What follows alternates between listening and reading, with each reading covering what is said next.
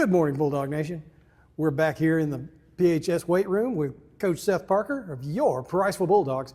We're here to talk about what happened last week, what's going to happen this week, and maybe a few things in between. Coach, that was a great game against West Point last Friday. The offense was effective when they needed to be, and especially in the second half. Joe makes some looked like you made great adjustments to what they were doing. Yeah. I mean, going into the game, the way West Point had played, the first, 4 or 5 games, defensively we expect them to do what they did, but something a little bit different. And so our plan in the game wasn't scrapped. We just kind of had to adjust it a little bit. And then at halftime, we were able to kind of, just tweak this or that and kind of make a decision about where we wanted to go with this. Or that. And so, I wouldn't say it was a ton of adjustments, more of a little bit of a butt chewing and getting kids to play hard. Of course, last week you have homecoming and, kudos to West Point. They played well and very well in the first half up front. But we kind of challenged our offensive line at halftime and wanted them to, go back to looking a little bit like we did earlier in the year. We didn't necessarily get to that point, but I do think, like you said, we made plays when we had to. Uriah Burnham was really good right out of the halftime. Big kick return, made a great catch on a touchdown throw, and then obviously, Jackie got rolling a little bit, and then we finished it with another quarterback run from Sheldon. And I'd love to see our generic run game be a little bit stronger. But like I said, I think a lot of that has to do with West Point, the way they played, and they went 5 down, and they're all up in your face. And sometimes when teams play like that, you got to make some plays outside to open that up, and we did, and we're able to do so. Yeah, it's like they were daring you to run against them. Right. The defense was outstanding the entire game. You told us last week that their running back was one that you had to slow him down and contain him. You couldn't stop him. And that basically proved to be accurate. But you did a great job of containing him and everybody else. Yeah, I mean, defensively, it's just kind of like rinse and repeat, man. Every week kind of saying the same thing, like, wow. What a performance, the ability to tackle a big body like that over and over and over is something that not everybody can do. A lot of teams they've played this year haven't been able to do so. Plus, they have a couple other weapons that I thought were good players, and we were able to hold them intact. And, I'm not sure exactly how many yards we gave up. I know it wasn't very many. And then, obviously, whenever you put up a goose egg, that's a great, great accomplishment. And so really excited for our defensive side of the ball. And, those kids are playing their tails off and playing really, really hard. And, Coach Burke and the defensive staff do a great job every week getting the kids prepared. And just as, like I said, last week, just as Coach Lynn and the offensive staff get those guys prepared. And it's fun when you got kids that are flying around, they know what to do, and they're not thinking, they're just playing. And that's what it looks like we're doing right now on defense. And so we've got to keep it up. There's a lot that goes into every week, and obviously you've got a great, great opponent this week. But defensively, we've had a great first 6 games, and I'd love to keep it going. I got a chance to briefly talk with Coach Earl after the game, and I complimented him on the line play on both sides of the ball. That was a fierce battle going on there in the middle of that, on the offense and the defense. And but Cole Oliver, going into that game, being a little bit banged up, and for him to play the way he did, he was a man amongst boys out there. Yeah, and Cole all the time on defense, his motor is unreal. And then offensively, a lot of times we kind of tell him, like, hey, it's just a decision you got to make. Like, when you want to enforce your will on the play, it happens. And so, of course, he plays every single snap, so at times he gets winded. And, there are actually a few plays in the first half we saw on film where we didn't feel like he was playing very hard, and that's extremely unacceptable. And that's something that, on this team that I love is we are able to talk to each other very realistically. There's no smoke and mirrors. We say it how it is. And, I referenced earlier challenge offensive line up front. He's the first kid I walked in and pointed at and challenged in front of everybody. And it's certainly not a belittling thing. I mean, they know that. And, I would never do that to a kid. But, I feel like Cole Oliver's, one of our very best, if not our very best player. And I want to see him play hard all the time because everybody's watching him and we'll play off him. And so you're right. I thought he played great all game, but his effort, especially in the second half, was exceptional. And that's why we were able to kind of jump out with 3 quick touchdowns right there. And so, man, Cole is just a he's kind of the pulse of the team. If he's playing well, we're probably playing pretty well. And he's played pretty well this year. So that's a big part of our 5-1 record at this point. And again, we just need that from him. And, man, John Scott Chrisman, I got to give him a huge shout-out. His energy at halftime and throughout the game and how he talked to every single player as a leader and willing things out of them, it was awesome. It was awesome to see. And you love to see your seniors do that and kind of reiterate some of the things that you say. You ain't got to be the one to say it. So it's nice. And I'm really proud of those two. Those two dudes have been, the backbone of our team really all year, being on both sides of the ball. Outstanding. Congratulations for the first time ever ranked in the top 10 in 5A. That's right.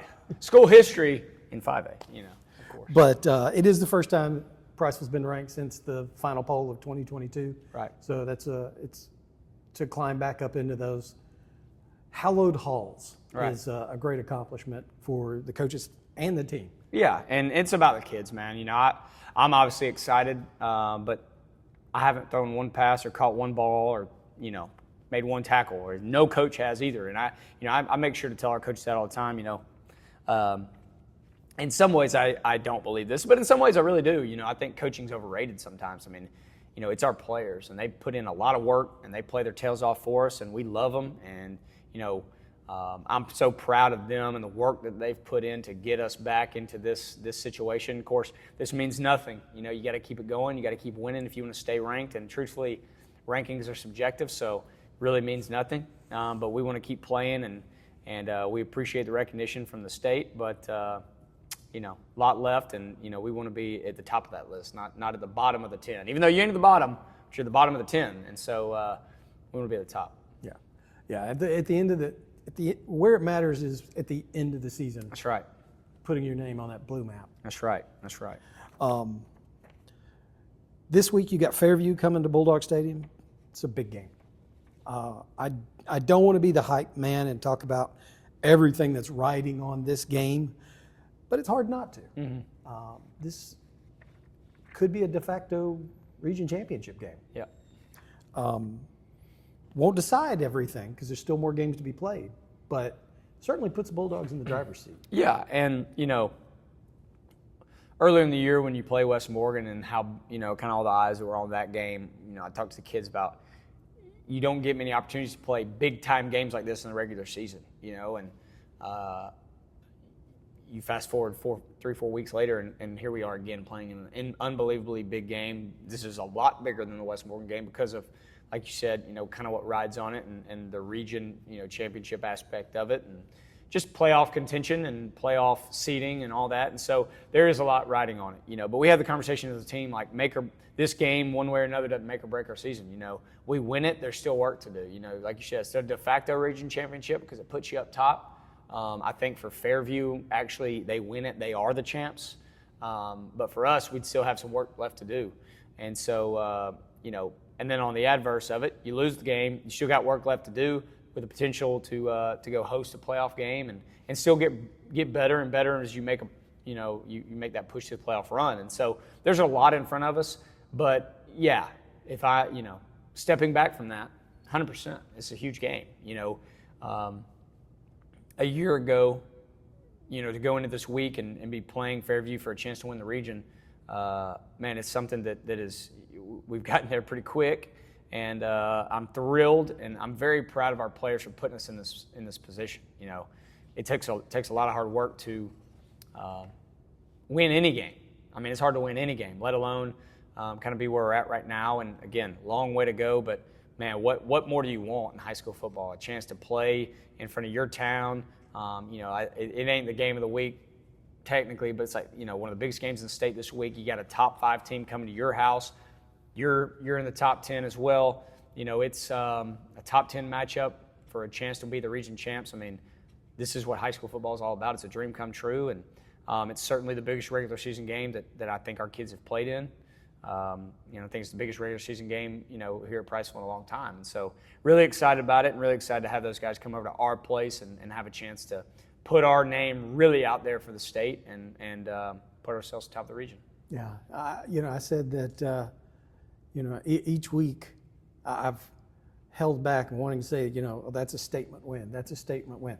This would be a statement win. Oh, there's no doubt.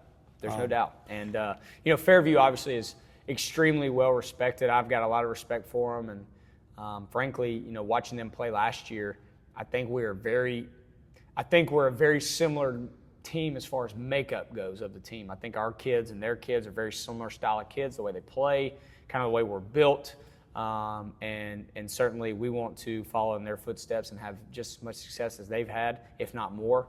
And man, I can't tell you how much I do respect them and how much I've admired them over the last couple of years, not in a fan type of way, but a way that, man, I'd love to mold our program like that. And so, again, that's respect to them. There's no doubt. I think it's a respectful game. But Friday night, obviously you want to whip their tail. Yeah. How good is, on film and researching them, how good is Fairview? Yeah, they're really good. I mean, I think they're certainly the best team we've played all year. And that's not a knock to any other really good team we've played. It's just I think Fairview's the best team we've played. And it speaks for themselves. I mean, they defending region champs. I think they went undefeated in the regular season last year. So they've won at least, I mean, I'm sure it's longer than this, but at least 16, 17 straight regular season games. And man, they're physical on both sides of the ball. They got multiple guys that can run really well. Then they have the best player that we've seen all year in number 14, and he's defending region player of the year. He's first team All-State type of guy, and there's a reason they win. You flip the tape on, it's obvious why they win, and they make almost no mistakes. And so we got to be extremely physical. We got to be extremely desperate, and hungry, and determined, and we got to be very clean. We got to be very clean. Got to make very few mistakes, and but that goes for any game. I mean, if you're playing a good team, you got to play clean. You got to play well. You got to play physical. And you got to play with desperation. And so that's not unique to this week. That's unique to playing an elite team, and they are. And we're trying to get there. And the only way you can beat an elite team is to beat an elite team. And so that's what our goal is this week. How's practice been this week? It's been great, man. Been great. Got a little wet yesterday with the rain, but man, made it fun. Good memories being out there in the rain and getting soaked, but man, got our work in, and it kind of brought a little more energy to our kids. And I've just been amazed with how well our kids have handled the adversity of practice. There's times throughout the year where we get called out because of lightning, and we got to come in. We got to run to the gym, or we got to come in and then get on the board for 15, 20, 30 minutes, wait the storm out, go back out, and be refocused. Man, our kids have done a great job of that. And so, but that's a testament to them. It's a testament to the assistant coaches too, just trying to keep those guys on track and focused on the main thing. We talk about that all the time is, the main thing's the main thing, and we've got to have our absolute best day of practice we have ever had today, because it's the next day. And so it's just, that's kind of how we go into every day, and I'll say that here again in a couple hours to them, and that's how we feel about it. How about that crowd last week? It was awesome, man. It was awesome. During the game, do the players and the coach really feel the energy from the crowd noise? Yes, I think yes and no. I mean, most of the time I want our kids kind of laser focused to where everything else is almost blacked out. I get that way sometimes. I don't hear a lot, but now when it comes down to like a third or fourth down, yes, absolutely, and that's something that we want our fans on their feet, loud, screaming, yelling, and try to make it difficult for their offense. And then, but I'll tell you, I do notice kind of the crowd pops a little bit when when something big happens. I do hear those. I certainly hear those. But man, I don't hear a lot. Sometimes, like we were playing West Morgan, and obviously something kind of goes down about the DJ and the music, and I ran over to Mr. Hopkins because the official told me, hey, let them know that they can't be playing the music during the play. And so I go to Mr. Hopkins. He goes, well, they're playing a car horn the entire time, and I was like, what? I mean, I didn't even, and then I said something to somebody about it, like, yeah, it was the most annoying thing. I heard it the whole time. I never heard it. I never even heard it. Truthfully, I didn't even hear the music much, and so a lot of times I try to block it out. But, yeah, you definitely feed off the energy of the crowd. And we have, man, our crowd every single week is great. It's great, and the support is incredible, and we need the biggest crowd we've had all year this week, and I expect us to. Bulldog Nation, there's the assignment right there. Friday night, Bulldog Stadium. We need the biggest, best crowd ever. It's going to be a huge game. There's going to be a ton going on with veterans being honored, the alumni band performing before the game. Come out, Bulldog Stadium, Friday night. Be there, be loud, be proud. We are proud of you, proud of you. Bulldog Nation, come see us. Go Bulldogs. Go Bulldogs.